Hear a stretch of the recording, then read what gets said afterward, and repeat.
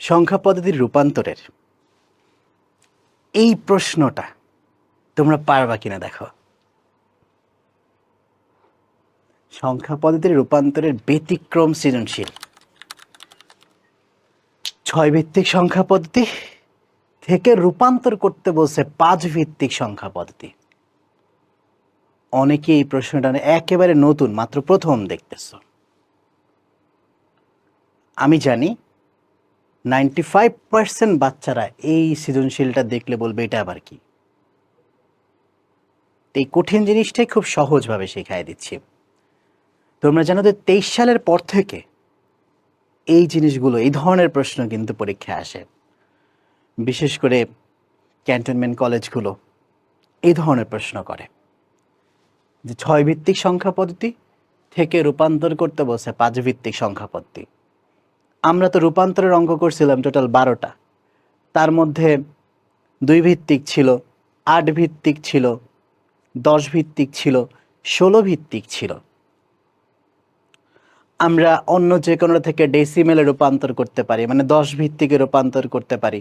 10 ভিত্তিক থেকে অন্য যে কোনোটা বাইনারি, অক্টাল বা হেক্সাডেসিমেলে রূপান্তর করতে পারি। বা যেগুলো ডেসিমেল না, যেমন বাইনারি থেকে অক্টাল, অক্টাল থেকে বাইনারি, হেক্সা থেকে বাইনারি, বাইনারি থেকে হেক্সা, অক্টাল থেকে হেক্সা, হেক্সা থেকে অক্টাল, এইগুলো রূপান্তর দেখছি। কিন্তু এই ধরনের প্রশ্ন যখন আসবে তখন আমরা কি করব? বেশিরভাগ বাচ্চারা এই ধরনের কোশ্চেন আসলে আমরা আটকে যাই। আজকে এটার নিনজা টেকনিক শিখাই দেবো কিভাবে এটা সলভ করবা।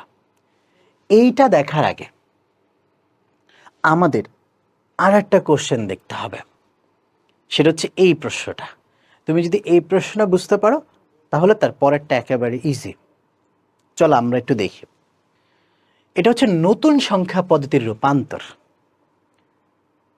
তো তোমাকে যদি, যেমন এটা একটা ডেসিমাল সংখ্যা দিয়েছি, এই ডেসিমাল সংখ্যা থেকে তোমাকে বের করতে বলছি, মনে করে এটা এটা নাই, এখানে কোশ্চেন মার্ক দিলাম, কোশ্চেন মার্ক দিয়ে তোমাকে বললাম হচ্ছে 6 ভিত্তিকে রূপান্তর করতে।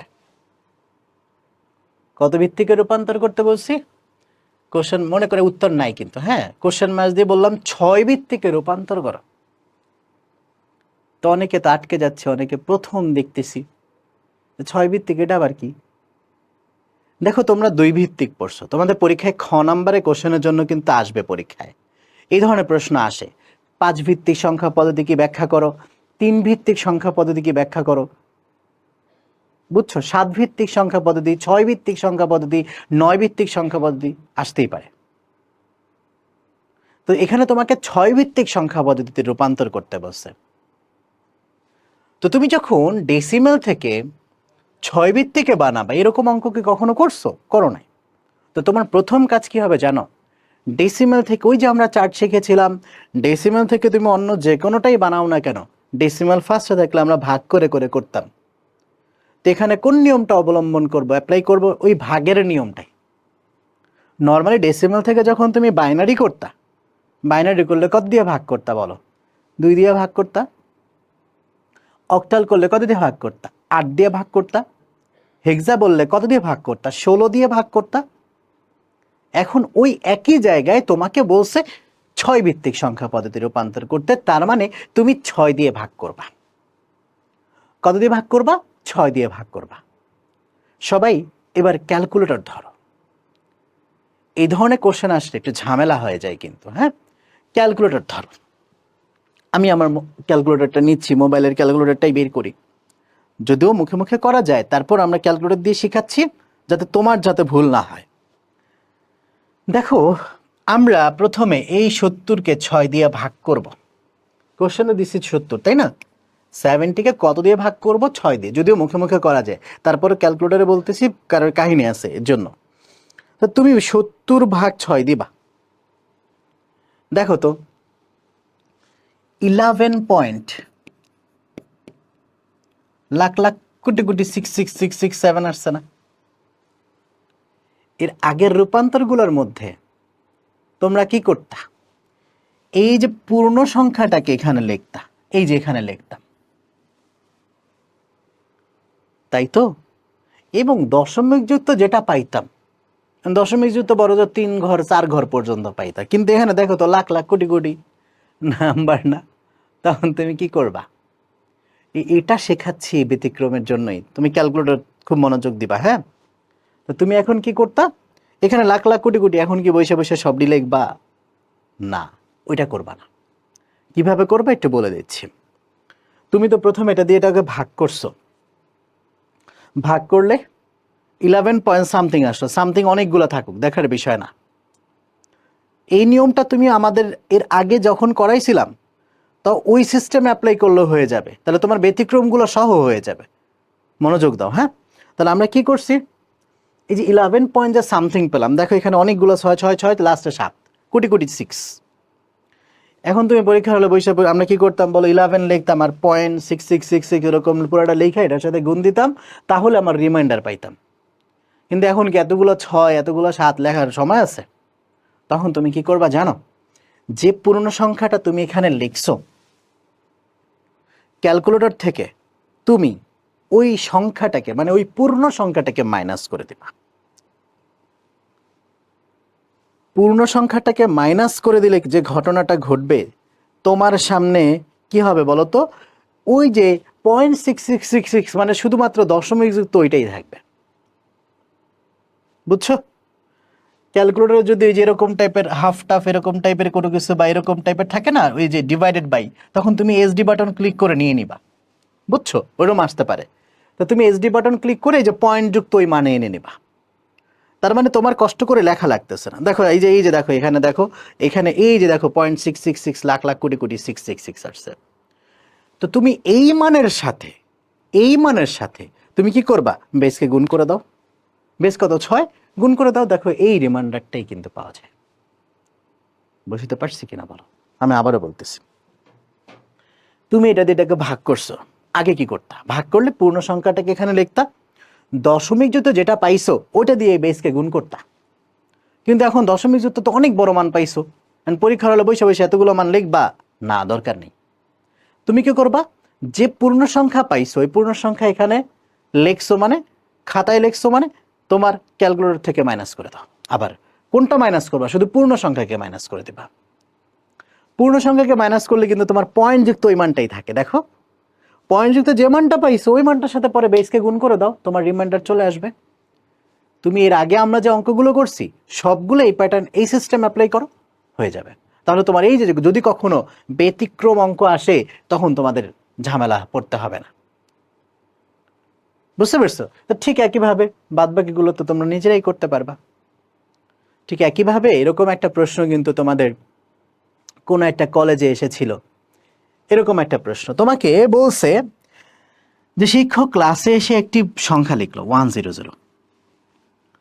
মনে করো আইসিটি শিক্ষক আফিফ স্যার ক্লাসে এসে একটি সংখ্যা লিখলো 100। এটি উদ্দীপক। গ নম্বরে বলছি উদ্দীপকের সংখ্যাটিকে 3 ভিত্তিকে রূপান্তর করো। ভালো কথা। এখন বেশিরভাগ পোলাপান তোমাদের মধ্যে যেটা করবে, এই 100 এটা কি সংখ্যা বলতে পারবা? 100টা কি সংখ্যা বলতে পারবা? অনেকে এটাকে বাইনারি ধরবে। তোমার মধ্যেও নিশ্চয়ই বাইনারি চিন্তা ভাবনাই আসছে প্রথমে, বাইনারি থেকে 3 ভিত্তিকে করবে। তো মনে রাখবা, কখনো যদি কোনো প্রকার হিন্টস না দেয়, এখানে কি আমি বলছি এখানে বেস টেস্ট কিছু বলছি যে তুমি বাইনারি ধরছো, কোনো প্রকার হিন্টস না দিলে মনে রাখবা ওইটা অবশ্যই দৈনন্দিন জীবনে যে আমরা সংখ্যাগুলো ব্যবহার করি তার মানে ডেসিমেল সংখ্যার কথা বলছে। তার মানে এই যে 100 এটা কিন্তু বাইনারি না, এটাকে অবশ্যই কি ধরতে হবে বলো, ডেসিমেল ধরতে হবে। ডেসিমেল থেকে তারপরে তুমি ওটাকে কয় ভিত্তিক বানাবা বলো, 3 ভিত্তিক বানাবা। বুঝতে পারছো? আমি আবারও বলছি, তার মানে কখনো যদি তুমি দেখো 100 তোমাকে বেস বলে দেয় নাই, বেস নাই বলতে পারে, 100 বেস যদি না বলে দেয় তুমি মনে রাখবো এটা কিন্তু বাইনারি না। দৈনন্দিন জীবনে তুমি যে সংখ্যা ব্যবহার করো এটা হচ্ছে সেই সংখ্যা পদ্ধতি, মানে ডেসিমাল সংখ্যা পদ্ধতি।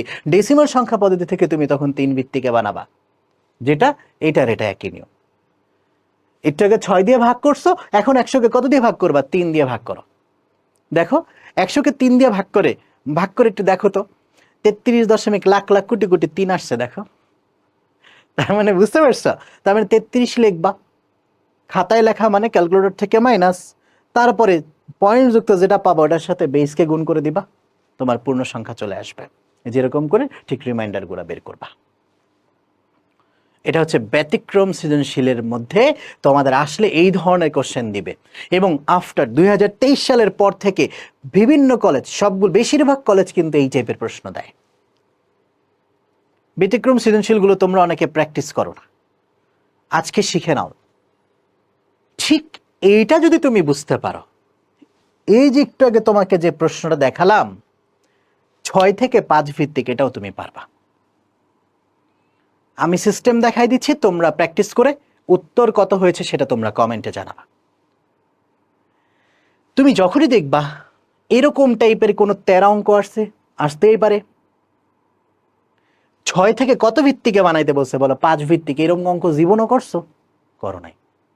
তার মানে মনে রাখবা, যেখানে আটকে যাবো ওটা ডেসিমেলে বানাই ফেলবা। তার মানে কি করবা বলো? এই যে 6 ভিত্তিক সংখ্যাটা দেওয়া আছে এটাকে ডেসিমেলে বানাবা প্রথমে। তাহলে কোশ্চেনটাকে আমরা যদি এখানে লিখি 32.05, খেয়াল করবো, আমরা খুব মনোযোগ দিব। হ্যাঁ, 6 ভিত্তিক থেকে তোমাকে যখন এরকম ব্যতিক্রম বলবে তখন প্রথমে এটাকে আগে ডেসিমেলে বানায় ফেলবা। ডেসিমেলে বানানোর পর ডেসিমেল থেকে তুমি অন্য যে কোনোটা কিন্তু যাইতে পারো। ওই যে একটু আগে 4 ভিত্তিক, 3 ভিত্তিক করছো, 6 ভিত্তিক করছো। তাহলে যখন তুমি কোশ্চেন এরকম আটকে যাবা যে কি বানাইতে হবে আমি বুঝতেছি না, ওটাকে চোখ বন্ধ করে ডেসিমেলে নিয়ে যাবা। ডেসিমেলে যে উত্তর পাবা এরপরে তুমি অন্য কোনো ভিত্তিকে, যে ভিত্তিকে বলুক, পারবা। তাহলে প্রথম কাজ কি বলো? ডেসিমেলে নিয়ে যাও। এবার তুমি খেয়াল করে দেখো তো, ডেসিমেল যদি লাস্টে থাকতো, কোন নিয়ম বলো? পাওয়ারের নিয়ম, তাই না? তাহলে ওই যে গুনগুন করে আমরা বের করছিলাম, ঠিক তাহলে বলি, আমরা বলছিলাম যেহেতু এটা ডেসিমাল লাস্টে আছে তার মানে পাওয়ারের নিয়ম করতে হবে। পাওয়ারের নিয়মের মধ্যে আমরা কি করতাম বলো? যে কোশ্চেন ছিল সেই কোশ্চেনটাকে আগে কিউট করে লিখতাম। খাতার মধ্যে কি করে লিখতাম বলো? কিউট করে লিখতাম। লেখার পর পূর্ণ সংখ্যার ক্ষেত্রে আমরা ডান দিক থেকে বাম দিকে পাওয়ার দিতে দিতে যেতাম, ভগ্নাংশের ক্ষেত্রে বাম দিক থেকে ডান দিকে পাওয়ার দিতে দিতে যেতাম। তো যখন আমরা ডান থেকে বাম দিকে যাব তখন পাওয়ার কত দিতাম বলো? 0 থেকে শুরু করতাম, 0 1, এটা -1 -2 এভাবে করে শুরু করতাম। এবার দেখো তো চেনা চেনা লাগে কিনা বলো? 3 ইন্টু, মনে আছে 10 কখনো হয় না বলেছিলাম? 3 ইন্টু এখানে 6 আছে, দাও না, সমস্যা কি? বুঝছো? তারপরে বলো 2 into 6 plus 0 into 6 plus 5 into 6।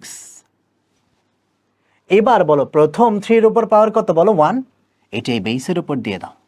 পরেরটার উপর পাওয়ার কত? 0, পরেরটার উপর পাওয়ার কত? -1, পরেরটার উপর পাওয়ার কত? -2। এবার ক্যালকুলেশন করো তো, 3 6 কত বলো? 18। তারপর এটা কত? 6 এর উপর পাওয়ার 0 2 কিন্তু একই আসে। ওকে, তাহলে 2 1 2। এবার এইটা আমরা যদি ক্যালকুলেশন করি কত আসে দেখি। এটা তো 0ই চলে আসবে না, কারণ যাই করি না কেন। এইটা আমরা ক্যালকুলেশন করি 5 ইন্টু, আগে তো আমরা এটা ভাঙবো, বলেছিলাম 6 ইনভার্স 2। আচ্ছা ওকে ফাইন, আমরা 6 ইনভার্স 2 করি চলো। 6 এর উপর পাওয়ার আছে কত বলো? -2। তাহলে আসছে হচ্ছে 0.027। ওকে, পরের লাইনে আমরা করি 18 প্লাস 2 প্লাস হচ্ছে এখানে কত আসতেছে? যোগ 5 না? আচ্ছা ওকে, তাহলে এখানে 5 ইন্টু 0.027, তাহলে আসলো কত? 0.135। তাহলে এখানে আসতেছে টোটাল কত? যোগ 2 যোগ 18, দেখো অ্যান্সার আসতেছে 20.135। এটা কিসে বানালাম বলো? ডেসিবেলে বানালাম। এখন তুমি আমাকে বলো তো, এই ডেসিমেল থেকে 5 ভিত্তিকে রূপান্তর করতে পারবা না? ডেসিমেল থেকে কিন্তু 5 ভিত্তিকে সহজ, যেমন আমি দেখাই দিচ্ছি। তাহলে এখানে দেখো, তার মানে 20.135, এইটা থেকে আমরা ডেসিমেল থেকে তোমাকে বলছি 5 ভিত্তিকে রূপান্তর করতে। ওকে, ডেসিমেল থেকে 5 ভিত্তিক, এটা ডেসিমেল হবে। ডেসিমেল থেকে কত ভিত্তিক বলো? 5 ভিত্তিকে রূপান্তর করতে বলছে। এখন বলো ডেসিমাল ফার্স্টে থাকলে ভাগের নিয়ম, তো এটা তো আমার পূর্ণাংশ, তাহলে কিউট করে আমরা লিখতাম না পূর্ণাংশের ক্ষেত্রে? আচ্ছা, তাহলে 20কে আমরা কত দিয়ে ভাগ করব বলো? 5 দিয়ে ভাগ করব। সেম টু সেম ভগ্নাংশ আমরা করতাম না? দেখো তো চিনতেছো কিনা, বুঝতেছো কিনা এবার? ভগ্নাংশকে আমরা কি করব বলো, 135কে 135কে আমরা গুণ করব কত দিয়ে বলো, 5 দিয়ে। দেন আমরা কয়টা স্টেপ করব, হাইয়েস্ট 4টা স্টেপ করব। এটা এখান থেকে অ্যান্সার যাবে, এটা এখান থেকে অ্যান্সার আসবে। আমি এটা পুরোটা করাই দিলাম না, তোমরা বুঝে ফেলছো? এটা করে আমাকে উত্তরটা কমেন্টসে জানাবা। বুঝতে পারছি? তাহলে ব্যতিক্রম সৃজনশীল দিলে এইখান থেকে কোশ্চেন দেয়। আশা করি এখন নাম্বার সিস্টেম থেকে যত টাইপের ব্যতিক্রম সৃজনশীল আসুক না কেন তুমি পারবা। তো তুমি খেয়াল রাখবা তোমাকে কিসে রূপান্তর করতে বলছে। যদি একেবারে 13 অঙ্ক দেয়, যেমন 3 ভিত্তিক থেকে 5 ভিত্তিক, 5 ভিত্তিক থেকে 3 ভিত্তিক, দিতেই পারে, কোনো টেনশন নাই। তাহলে প্রথমে আটকে গেলে ডেসিমেলে বানায় ফেলবা, ডেসিমেল থেকে তুমি যে কোনোটা বানাইতে পারো। এটি হচ্ছে সিস্টেম। ধন্যবাদ সবাইকে। পরবর্তী এরকম ইন্টারেস্টিং আরও ভিডিও নিয়ে তোমাদের সামনে হাজির হব। ততদিন পর্যন্ত ভালো থেকো। আসসালামু আলাইকুম।